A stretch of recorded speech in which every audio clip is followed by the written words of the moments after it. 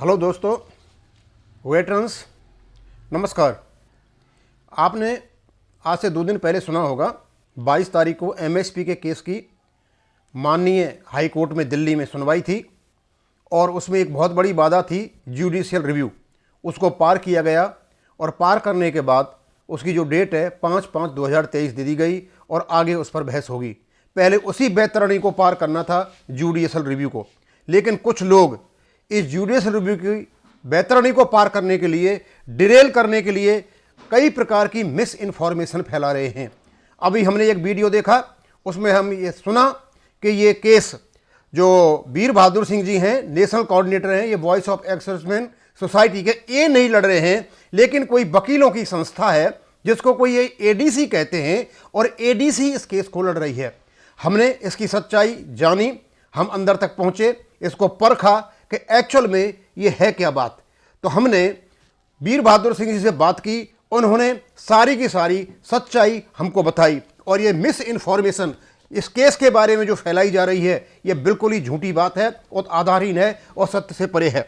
उन्होंने बताया कि सबसे पहले एमएसपी के केस पर वीर बहादुर सिंह जी माननीय सुप्रीम कोर्ट पीआई लेकर के गए थे, लेकिन उनकी पीआईएल एंटरटेन नहीं हुई और पीआईएल जब इंटर नहीं हुई तो उन्होंने एक writ petition Delhi high court में डाल दी और ये इसको रिट पिटीशन जब इन्होंने डाली तो इस रिट पिटीशन को डिस्टर्ब करने के लिए एसपी सिंह एंड अदर्स, कुछ लोग जो बताते हैं ये गाजियाबाद के रहने वाले एयर वेटरन्स हैं, इसको डिस्टर्ब करने के लिए इन्होंने एक अपनी रिट पिटीशन लगाई और उस रिट पिटीशन का एक हिस्सा बन गए ये। और उसके बाद जो दिल्ली हाई कोर्ट ने एक स्पीकिंग ऑर्डर पास किया। स्पीकिंग ऑर्डर का मतलब यह था कि भारत सरकार को आदेश दिया कि ये जो मांग रहे हैं आपने दें या न दें, लेकिन आप उसको कंसीडर करो। भारत सरकार ने कंसीडर नहीं किया, उसका ऑर्डर आया, उसको एक सरकारी वकील जो ग्रुप कैप्टन है कोई, उसको वो कंट्रोल करता, उन्होंने रख लिया। स्पीकिंग ऑर्डर भी इनको नहीं दिया, बड़ी मुश्किल से कोर्ट की शिकायत के बाद स्पीकिंग ऑर्डर दिया और उसके बाद इन्होंने रिट पिटीशन लगाई। यानी मेन जो इसके इनिशिएटर हैं, आगे चलने वाले हैं, लीडर हैं, ये एक सैनिक ऑर्गेनाइजेशन है जिसका नाम है वॉइस ऑफ एक्सर्विसमैन सोसाइटी। केवल यही इसको कर रहे हैं, लेकिन इनको डिस्टर्ब करने के लिए फिर पुनः ये एसपी सिंह एंड अदर्स, ये जितने भी थे इसमें शामिल होने के लिए ये फिर पहुंचे। इनसे रिक्वेस्ट किया गया वीर बहादुर सिंह जी से, इनने मना कर दिया कि हम आपको नहीं रखेंगे। फिर इन्होंने एक कोर्ट में केस लगाया कि हमें इनके साथ रख लिया जाए। इनको कोर्ट में केस लगाने की ये थी इनकी WPC 12,903 2018 में इनको अनुमति मिली, लेकिन इस शर्त पे मिली कि यदि इसको आपको साथ रखने के लिए माननीय जो सुप्रीम कोर्ट है आप अनुमति देंगे तो हम आपको रखेंगे, नहीं तो नहीं रखेंगे। अब क्योंकि माननीय सुप्रीम कोर्ट से ये जो सरकारी वकील हैं जिनको ग्रुप कैप्टन कहते हैं, इन्हें इनके साथ ऐड करा दिया और ऐड कराने के बाद एक मिस इन्फॉर्मेशन फैलाई जा रही है कि वहाँ इस केस को कोई एडीसी लड़ रही है। एसपी सिंह इन पार्टी ये कभी केस के जाते नहीं है, ये केवल तारीख लेने जाते नहीं तो इनके वकील जाता है और वहाँ इन्होंने एक जूनियर वकील को लगा रखा है। अब मैं बताऊँगा सारी कहानी, ये बताने के बाद जो मिस इन्फॉर्मेशन फैला रखी है पूरी चीज़ों को मैं बाद में बताऊँगा। अभी मैं देखूँगा कि जो 22 तारीख को क्या क्या हुआ था और एक्चुअली में जो हर्डल थी वो क्या थी और उसको कैसे पार किया गया था। हर्डल थी मेन जुडिशियल रिव्यू, कि जो इसका जुडिशियल रिव्यू हो सकता है नहीं हो सकता है। कि सबसे बड़ी प्रॉब्लम ये थी कि चंडीगढ़ हाई कोर्ट में जो केस हारा गया था वहां किसी एक उसने सरकारी वकील ने एफिडेविट भी दे रखा था और किसी जो एक्स नायक हरपाल सिंह जी का कोई नाम आया था वहां, जो केस हार गए थे, जो आगे हारने के बाद सुप्रीम कोर्ट भी नहीं गए थे। शायद ये साबका संघर्ष समिति के ये जनरल सेक्रेटरी हैं, इन्होंने केस हारा था, इनका रेफरेंस आया था और यह कहा गया था कि उसमें पहले ही कोर्ट ने यह क्लियर कर दिया है क्योंकि जो पे कमीशन की जो बॉडी है वो एक्सपर्ट बॉडी है और इस संबंध में वही इसका डिसीजन ले सकते हैं। इसलिए एक्सपर्ट बॉडी के खिलाफ हम कोई भी नहीं पार कर सकते और वो केस हार गए थे और उसी को दोबारा यहाँ पर सरकारी वकील की ओर से लगाया गया। लेकिन उस बैतरणी को पार कराया जो वॉइस ऑफ एक्सर्विसमैन सोसाइटी के जो ये वकील थे निदेश गुप्ता जी, इन्होंने पार कराया। पता नहीं क्या क्या लेकर के आए, अब सारी कहानी मैं आपको बताऊंगा यहाँ क्या क्या हुआ था। MSP court case part 2। Delhi high court में एक समान एसपी के वॉइस ऑफ एक्सर्समेंट सोसाइटी के केस में सबसे बड़ी बात यह थी कि सेना का एक पूर्व नायक double bench high court Chandigarh में एमएसपी का केस 2008 में हार गए थे।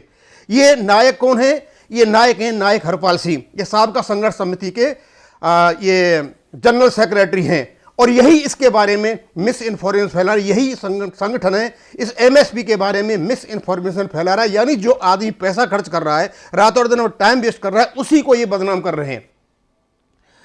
कोर्ट में सुप्रीम कोर्ट के state of UP versus JP Chaurasia 1989 1 SSC 121 का हवाला दिया, जिसमें कहा गया कि पे कमीशन बेस्ट जज हैं और कोर्ट का उनके निर्णय को स्वीकार कर लेना चाहिए।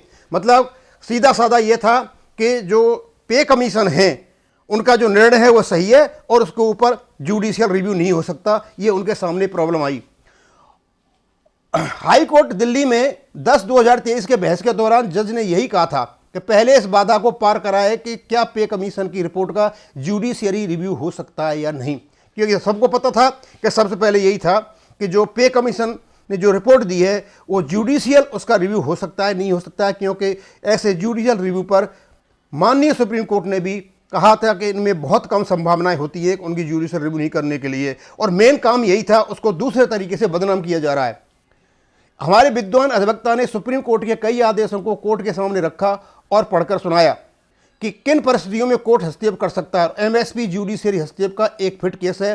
काफ़ी लंबी बहस चली और विद्वान एडवोकेट के तर्कों कोर्ट एमएसपी का केस जुडिशियल रिव्यू के लिए राजी हुई। हालांकि चंडीगढ़ हाई कोर्ट के आदेश का हवाला देकर सरकारी वकील ने इसका विरोध किया। जब यह मामला बिल्कुल क्लियर हो गया, हाँ जुडिशियल रिव्यू हो सकता है, तो उसके बाद जो नायक हरवीर सिंह जो केस हारे थे चंडीगढ़ हाई कोर्ट में, उसका हवाला देकर के सरकारी वकील ने इसको रोकने की कोशिश की, क्योंकि वो डबल बेंच का फैसला था और ये सिंगल बेंच का था। उन्होंने कहा इसका पहले ही डिसीजन हो चुका है, इसलिए एमएसपी का केस आगे नहीं बढ़ाया जा सकता है। यानी ये मेन चीज को भुला दिया जाता है और जब इसकी क्रिटिसाइज की जाती है तो कोई नई संस्था बार बार एडीसी आ जाती है, उसका वहां नाम तक नहीं है। नाम है केवल सबसे पहले ये वॉइस ऑफ एक्सर्समेंट सोसाइटी और गवर्नमेंट एंड अदर्स, और उसके बाद में एसपी सिंह एंड अदर्स और भारत सरकार, इनके बीच में केस है। और ये जो एसपी सिंह एंड अदर्स हैं ये जाते भी नहीं है और इन्होंने एप्लीकेशन दे करके वॉइस ऑफ सोसाइटी के केस के साथ में ये अटैच हुए हैं। इनका कोई भी ओरिजिनल केस नहीं है, ना कोई वकीलों की संस्था है। ये झूठी बात जो फैलाई जा रही है वो बताएंगे और भी कुछ बातें बतानी है। कुछ फंड के बारे में बताना है कि जो बहुत ज़्यादा ईमानदार लोग बन रहे हैं उनके रिकॉर्ड हमारे पास हैं, हम बताएंगे क्या क्या है। ये आदेश चंडीगढ़ हाई कोर्ट के आदेश का हवाला देकर सरकारी वकील ने इसका विरोध किया। यह आदेश मिलकर पत्थर साबित होगा और बंद रास्ते खोलेगा। कई अन्य हॉस्टाइल भेदभाव के खिलाफ जुडिशियरी रिव्यू का रास्ता खोल सकता है। पहले लिख चुका हूं कि एमएनएस और ऑफिसर को जवान और जेसीओ से क्रमशः दुगना और तिगना एमएसपी देने पर जोरदार बहस हो चुकी है। मेरे वकील ने पे कमीशन की इस रिपोर्ट पर काफ़ी जोर दिया कि एमएनएस की इस आधार पर एमएसपी कम रखने की संस्तुति की गई थी कि वो फाइटिंग फोर्स नहीं है, तो फाइटिंग फोर्स का नॉन फाइटिंग फोर्स से एमएसपी कम कैसे हो सकता है। जज ने पूछा कि क्या एमएनएस गन कैरी करती हैं? हमारे वकील ने कहा नहीं। वकील ने 7 CPC का पैरा भी पढ़ा जिसमें एमएसपी देने का पैरामीटर तय किया गया था और उस क्राइटेरिया को सबसे ज़्यादा फुलफिल जवान जेसीओ ही करते हैं, इसलिए सभी कॉम्बेटेंट रैंक का एक समान एमएसपी हो। साथ में 7 CPC ने जवानों की जाने अनजाने में एक मदद शर्त यह कर दी कि एमएसपी इसलिए भी दी जा सकती है कि हमारे जवान कम सेवा में रिटायर होते हैं, और इसके जवाब में कोर्ट में सेना के शॉर्ट सर्विस कमीशन ऑफिसर सरकारी वकील से खड़ा होकर कह रहा था कि हम भी कम सेवा में रिटायर होते हैं, जिसका जवाब दिया गया। जज ने पूछा कि आप अपना एमएसपी बढ़ाना चाहते हो या ऑफिसर के एमएसपी बढ़ाना चाहते हो, ऑफिसर के बराबर करना चाहते हो? हमारे वकील ने कहा कि ऑफिसर के बराबर।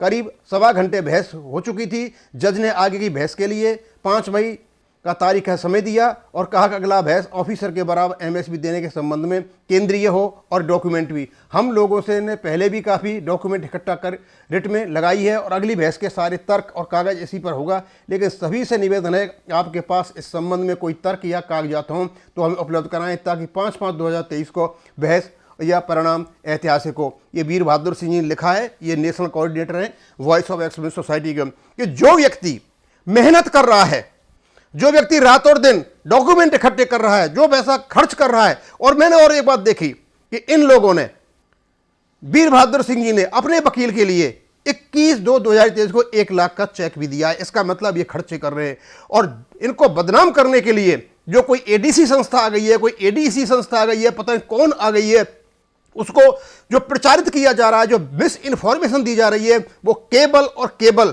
एमएसपी के का दुष्प्रचार किया जा रहा है। या ये कहें कि जो एसपी सिंह पार्टी है कहीं मिली हुई है और वहां आकर के उस जो सरकारी वकील हैं, जो ग्रुप कैप्टन हैं, वो उनसे मिस इन्फॉर्मेशन करवा रहे हैं और ये बार बार ये लोग कर रहे हैं। हम यही बताना चाहेंगे कि जो एमएसपी का केस है, केबल और केबल, इसको वीर बहादुर सिंह नेशनल कोऑर्डिनेटर जो ये हैं आपके वॉइस ऑफ एक्शन सोसाइटी के, यही लड़ रहे हैं। दूसरा ना कोई वहाँ जाता है, ना कोई खर्च करता है, ना कोई। और ये केस को भी कोई सुप्रीम कोर्ट के वकील साहब हैं, वो इसको लड़ रहे हैं, वो आते नहीं हैं। वो काफ़ी बड़ी फीस है उनकी, लेकिन वो क्योंकि बड़ी काफ़ी आवेदन के बाद उन्होंने ये केस अपने हाथ में लिया है, इसलिए हम लोगों से रिक्वेस्ट करेंगे कि आप जानें कि एक्चुअलिटी में ये जो केस है कौन सबसे पहले लेके गया था, कौन बाद में आया था, कौन हारा था, कौन क्या डिस्टर्बेंस कर रहा है, कौन इसको मिस इन्फॉर्मेशन दे रहा है। ये हमारा जानना जरूरी है। केवल इतना ही नहीं कि एमएसपी बढ़ेगी नहीं बढ़ेगी या नहीं बढ़ेगी, वो बात की बात है, लेकिन मेन जो हर्डल थी जुडिशियल रिव्यू, उसको पार करना इतना आसान नहीं था, क्योंकि उस पर हम भी डाउटफुल थे। हमने भी वीडियो बनाया था कि जुडिशियल रिव्यू को पार नहीं कर पाएंगे, कि कोर्ट के ऐसे ही आदेश हैं और हमारा केस रिजेक्ट हो जाएगा। लेकिन ये कमाल की बात थी, ये अनइमेजिनेबल चीज़ थी कि जुडिशियल रिव्यू को ये पार कर गए और केस की सुनवाई आगे होगी। हम सबसे अनुरोध करते हैं कि जो मिस इन्फॉर्मेशन फैलाई जा रही है कि वहाँ कोई एडीसी केस लड़ रही है, कोई एडीसी केस नहीं लड़ रही है। केवल इस केस को लड़ा जा रहा है वीर बहादुर सिंह के द्वारा, जो नेशनल कोऑर्डिनेटर हैं voice of ex serviceman society के। उनके बारे में और भी दूसरी अफवाहें फैलाई जा रही हैं, उनको भी हम बताएंगे, उनको भी हम रोकेंगे, क्योंकि जो आदमी काम कर रहा है एक्स सर्विसमैन के लिए, उसके हम साथ खड़े हुए हैं। लेकिन जो अफवाह फैलाने वाले लोग हैं, उनके साथ हम बिल्कुल भी नहीं खड़े हुए हैं। मैं इसको यहीं ख़त्म करूँगा। थैंक यू, धन्यवाद।